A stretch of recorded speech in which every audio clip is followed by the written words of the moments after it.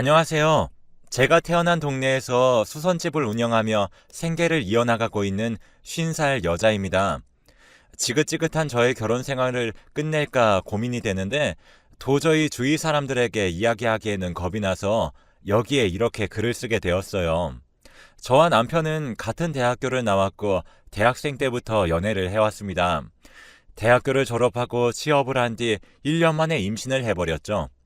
제대로 자리 잡지 않은 상태에서 임신을 했던 터라 새로 생긴 아기가 그렇게 반갑지만은 않았습니다.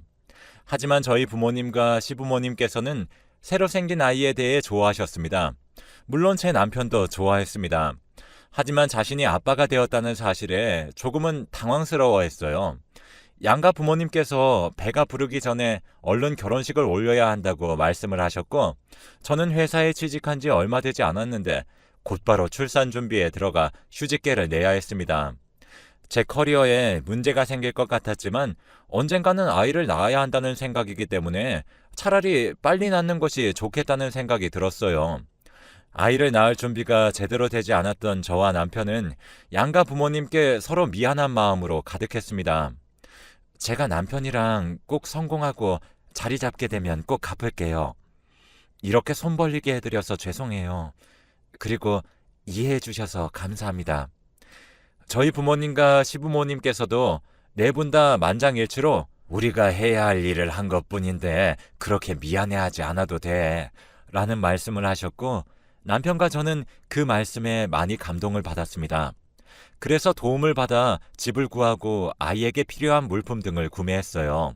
중소기업에 취업한 저와는 달리 공무원인 저의 남편이 임신한 저를 대신해서 경제적인 부분을 다 부담하고 있는 것이 너무 미안했습니다.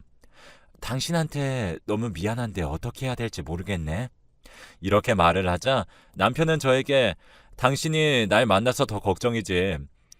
이제 이것보다 더한 일들도 생기게 될 건데 이런 거에 미안해하지 않아도 돼. 당신이랑 내가 언젠가 겪어야 될 일이라고 생각을 해. 라고 말을 했습니다.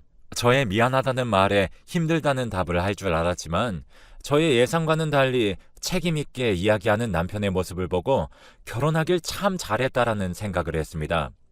그렇게 출산 예정일이 다가왔고 10시간의 진통 끝에 예쁜 딸아이를 낳았습니다. 첫째를 낳자 시어머니께서는 저에게 혼자는 너무 심심하니까 둘째도 낳을 거지? 라는 말씀을 하셨어요. 저도 외동딸이기 때문에 부모님의 사랑을 받고 자라왔지만 알 수 없는 외로움을 조금은 느꼈던 적이 있어서 저도 시어머니의 말씀에 공감을 했지만 출산을 하고 휴식을 취하고 있는 도중에 그런 말씀을 하시니까 속으로 내가 애 낳는 기계인가 라는 생각까지 들었습니다. 하지만 시어머니께 대충 알겠다고 말씀을 드렸고 저는 일상으로 돌아가 원래 하던 일에 복귀를 하고 일을 했습니다. 그렇게 일을 하던 중에 시어머니께서 둘째에 대해 말씀을 하시길래 남편과 제가 상의를 했는데 제 일하는 경력 좀 쌓고 돈 좀 더 모은 다음에 둘째를 가지려고 해요. 무엇보다도 육아휴직을 쓰는 일이 회사에서도 눈치가 보이거든요. 둘째 임신은 저희가 알아서 신경 쓸게요, 어머니. 라고 답변을 했죠. 시어머니는 알아서 하겠다는 말씀에 조금 상처를 받으신 것인지 그 후에는 전과는 조금 다르게 행동을 하셨어요. 그래서 저는 시어머니께 애교란 애교를 부렸지만 저에게 돌아온 것은 차가운 행동뿐이었습니다. 남편에게 이 말을 하자 남편은 저에게 그냥 그렇게 냅두면 알아서 풀리니까 냅둬 라고 말을 했습니다. 그래서 원래 행동하던 대로 지내왔어요. 맞벌이인 저와 남편을 위해 저희 부모님께서는 딸을 케어해 주셨고 주말에는 저희가 아이를 케어했습니다. 저와 남편은 주말에 쉬는 동안에 취미 생활을 하기도 하고 평일 동안 밀려있던 집안일을 하기도 했죠. 평소와 같이 주말에 남편과 같이 쉬던 중 남편이 헬스장에 다녀온다는 이야기를 하더군요. 남편은 워낙 몸 관리하는 걸 좋아하는 사람이라서 헬스장도 제가 직접 결제를 해줬습니다. 남편은 평소에 헬스장을 갈 때 헬스복과 목욕용품을 가져가곤 하는데 그날따라 이상하게 불편해서 잘 입지도 않는 정장을 입고 나가는 것입니다. 저는 그런 남편에게 무슨 일이 있나 싶었습니다. 당신 헬스장 간다고 그런 거 아니었어? 어디가? 라고 물어보자 남편은 아, 헬스장 갔다가 엄마가 잠깐 만나서 밥 먹자고 그러길래 알겠다고 그랬지. 나 다녀올게. 라고 대답을 하고 나갔습니다. 시어머니가 저에게 속상한 마음이 아직도 계속되어서 저를 부르지 않고 남편만 불렀다는 생각에 조금은 소외감을 느꼈습니다. 그래도 남편에게 따로 무슨 할 말씀이나 볼 일이 있다고 생각을 했어요. 남편이 나간 지 2시간 정도 지났을 때 아이의 분유와 저녁에 먹을 거리를 사기 위해 장 보러 밖으로 나갔습니다. 마트로 걸어가던 길에 카페에 앉아있는 시어머니와 남편을 봤습니다. 그런데 둘만 있었던 것이 아니라 남편의 맞은편에 정말 여성스러운 여자 한 명도 함께 앉아 있었어요. 정말 안 좋은 생각까지 했지만 당사자에게 물어보지도 않고 저 혼자 오해를 해버리면 처음 보는 여성분에게도 실례일 거라고 생각을 했습니다. 그래서 어떤 자리인지 궁금하긴 했지만 남편이 집에 들어오면 물어봐야겠다는 생각으로 지나쳤습니다. 그렇게 아이를 데리고 장을 보고 집에 들어왔어요. 제가 집에 들어온 지 3시간 정도 지났을 무렵 남편에게 전화가 걸려왔습니다. 이제 밥을 먹을 시간인데 들어오지 않고 전화를 하길래 무슨 일인가 싶었죠. 여보, 우리 엄마가 아빠랑 좀 싸워서 속상하신가 봐. 그래서 엄마랑 술 좀 먹고 대화하다가 늦게 들어갈 것 같아. 나 기다리지 말고 얼른 자. 남편의 말에 궁금한 것이 많았지만 제가 말을 하기도 전에 남편이 급히 전화를 끊었어요. 아까 카페에서 제가 봤을 때는 분명히 어머니의 표정도 밝아 보였고 남편의 표정도 밝아 보였었거든요. 남편의 말처럼 속상해 보이진 않았습니다. 하지만 제가 보고 난 후에 시아버지랑 싸우셨을 수도 있겠다는 생각을 하며 이해하며 딸과 주말을 보냈네요. 저에게 기다리지 말고 자라는 말을 했지만 정작 저는 남편이 마주보고 있던 여자에 대한 이야기는 언제 해주는 걸까 궁금했고 남편이 오기만을 손꼽아 기다리다가 새벽에 잠이 들었습니다.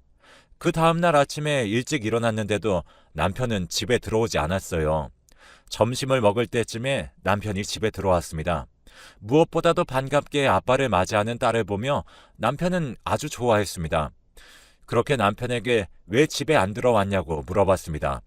그러자 남편은 저에게 엄마랑 술 먹다 보니까 시간이 너무 늦어지는 바람에 엄마를 집에 데려다 줬어. 그런데 얼른 나도 집에 들어오려고 그랬는데 아버지가 시간도 늦었으니까 자고 가라고 그러시더라고. 그래서 나도 너무 많이 취해서 당신한테 말하지도 못했어. 미안해. 다음부터는 당신 혼자 냅두고 자지 않게 할 거니까 걱정하지 마. 라고 말을 했습니다. 사실 남편의 말이 진실인지는 몰랐지만 그냥 그러려니 했고 제가 원래부터 궁금해했던 질문을 했습니다. 당신 어제 카페에서 어머니랑 어떤 여자랑 같이 있는 거 장 보러 가는 길에 봤는데 그 여자분 누구야? 그러자 남편은 이렇게 말을 했습니다. 응? 그게 무슨 소리야? 나 어제 엄마랑 카페에 있지도 않았는데? 잘못 본 거 아니야.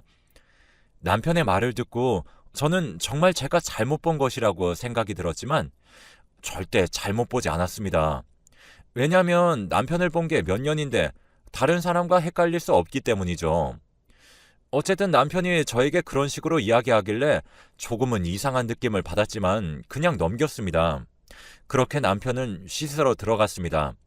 그 사이 남편의 휴대폰에 문자 알림이 울려서 보니 시어머니가 남편에게 이런 문자를 보냈습니다. 아들아, 어제 그 아이 너 마음에 들었다고 이야기하는데 걔랑 한번 카톡 해볼래? 아니면 다른 애 소개시켜줄까?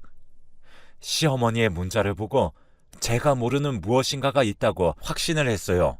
하지만 남편의 휴대폰을 본 것에 대해 이야기를 하면 화를 낼 것 같았기에 남편이 씻고 나온 후에 질문을 했습니다.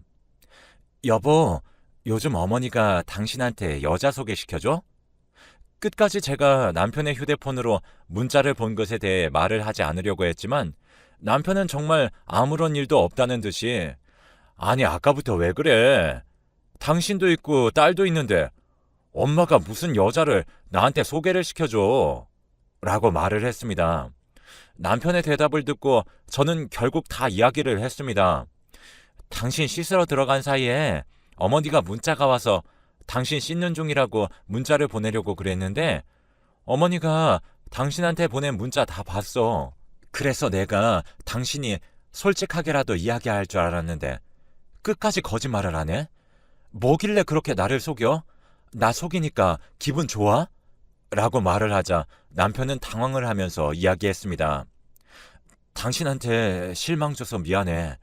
내가 이거에 대해서 말을 하면 당신이 슬퍼하고 신경 쓰일까봐 일부러 이야기 안 한 거야. 나도 분명히 엄마가 나한테 그냥 같이 밥만 먹자고 이야기를 했는데 옆에 어떤 여자가 있길래 많이 당황해서 대체 무슨 상황이냐니까 갑자기 소개팅 자리라고 그러시는 거야.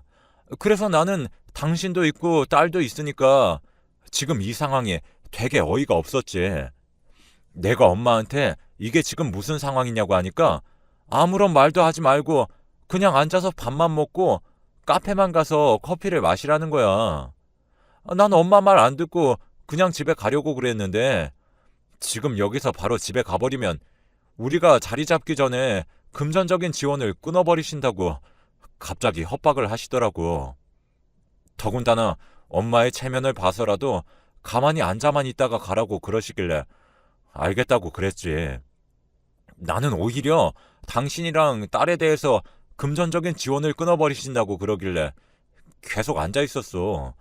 그리고 엄마랑 술 먹은 것도 사실이고 엄마 집 가서 잔 것도 맞아. 남편이 그제서야 저에게 솔직하게 이야기를 해줬습니다. 저는 남편의 이야기를 듣고 정말 충격적이었어요. 어머니가 저에게 대체 무슨 원한이 있으시길래 아내와 딸이 있는 아들에게 소개팅을 주선해 주신 걸까요? 저는 남편의 이야기를 듣자마자 시어머니가 계신 곳으로 찾아갔습니다. 시어머니는 댁에서 여유롭게 의자에 앉으셔서 책을 읽고 계셨죠. 시어머니께 아무런 말도 없이 찾아뵈서 매우 당황하신 것처럼 보였어요. 저는 어머니를 보자마자 이런 말씀을 드렸어요. 어머니가 저한테 무슨 원한을 갖고 계시길래 갑자기 저한테 차갑게 행동을 하시고 딸이랑 아내가 이렇게 살아있는데 유부남한테 왜 소개팅을 주선하시는지 도저히 궁금증을 참을 수가 없어서 이렇게 찾아왔어요. 저 피할 생각하지 마시고 제대로 다 말씀해 주세요. 저의 말을 듣고 시어머니께서는 저에게 이런 대답을 하셨습니다. 남편이 공무원인 거에 비해 너는 언제 잘릴지도 모르는 회사에서 쥐꼬리만한 월급을 받아오잖니. 내가 아들을 어떻게 키웠는데 너 같은 애한테 내 아들을 준 것이 너무 아까운데도 그냥 참았어. 그런데 네가 언제부터인가 나한테 하는 말이 되게 신경에 거슬리고 기분 나쁘게 이야기를 하더라고. 둘째를 낳으라고도 이야기를 했는데 내가 알아서 하겠다고 그러지 않나? 너네 친부모님과는 다르게 용돈을 적게 주질 않나? 내가 참을 수가 있어야지. 그래서 이제는 며느리 복 좀 제대로 보려고 네 남편 선보는 거 주선했어. 불만 있니? 그럼 너도 공무원하고 둘째를 아들로 낳으면 내가 예뻐해 줄게. 시어머니가 하시는 말씀이 저에게는 정말 총알처럼 느껴졌습니다. 그렇게 저에게 기분이 나쁘셨더라면 차라리 저한테 직접 이야기를 했더라면 좋았을 텐데 라는 생각이 들었어요. 일단 말투를 그렇게 예의 없게 말씀을 드린 것에 대해서는 죄송하게 생각을 해요. 그런데 제가 저희 어머니랑 아버지보다 용돈을 적게 드리는 이유는 정말 모르시면서 물어보시는 거예요? 저희 친어머니와 아버지에게 용돈을 더 드리는 이유는 저희 부모님이기 때문에 그런 것이 아니라 저희 어머니께서 옛날부터 당뇨병을 갖고 계셨기 때문에 수술과 입원을 하셔서 수중에 가지신 돈이 별로 없으셔서 남편과 상의 후 용돈에다가 약간의 생활비를 보태 더 드렸던 것뿐입니다. 그런데 그에 반해 시부모님께서는 계속 돈을 버시고 몸도 건강하셨기에 덜 들었던 것뿐이에요.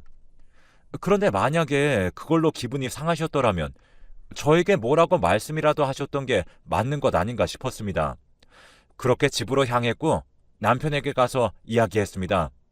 당신도 어머니가 그런 자리를 만들었으면 그렇게 거짓말을 하는 게 아니라 솔직하게 이야기하는 게 맞아.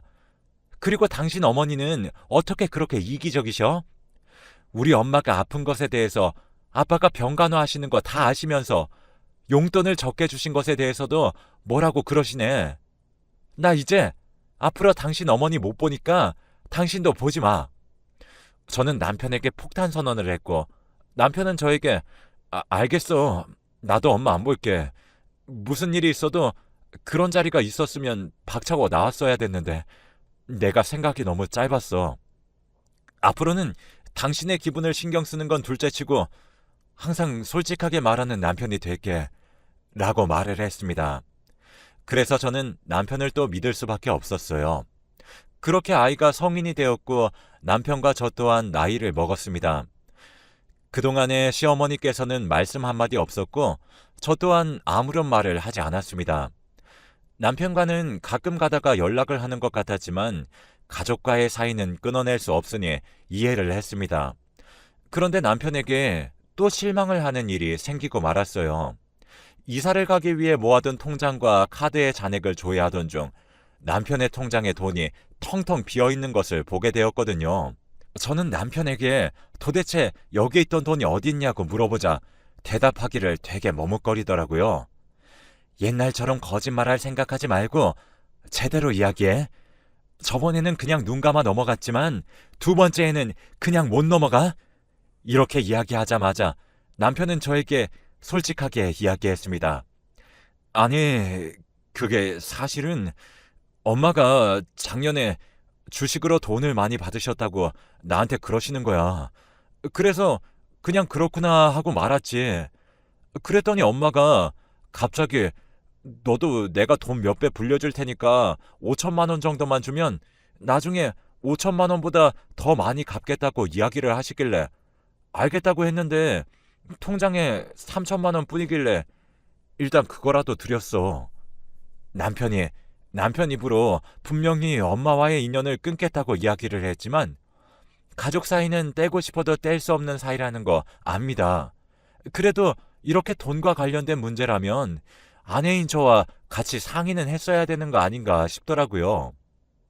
그 돈 무슨 돈인지 알면서 그래? 당신 딸 대학교 등록금이랑 결혼 자금으로 쓰려고 조금씩 모아온 통장인데 어떻게 그거를 어머니한테 드려? 어머니가 작년에 가져가셨는데 아직 연락 없으신 거 보면 그냥 그 3천만 원은 끝난 거야. 아니면 당신이 받아올래? 그런 문제는 나랑 상의를 했어야지. 솔직하게 이야기를 하지. 진짜 왜 그랬어? 저는 지금까지 참아왔던 서러움이 터졌습니다. 그대로 바로 시어머니께 전화를 했어요. 몇십 년 만에 전화를 해서 그런 것인지 조금은 어색했습니다. 남편한테 받으신 3천만 원 돌려주세요. 라고 말씀드리자 어머니께서는 정말 당당하게 네 남편이 나한테 그냥 준 건데 그걸 내가 왜 줘야 되는데?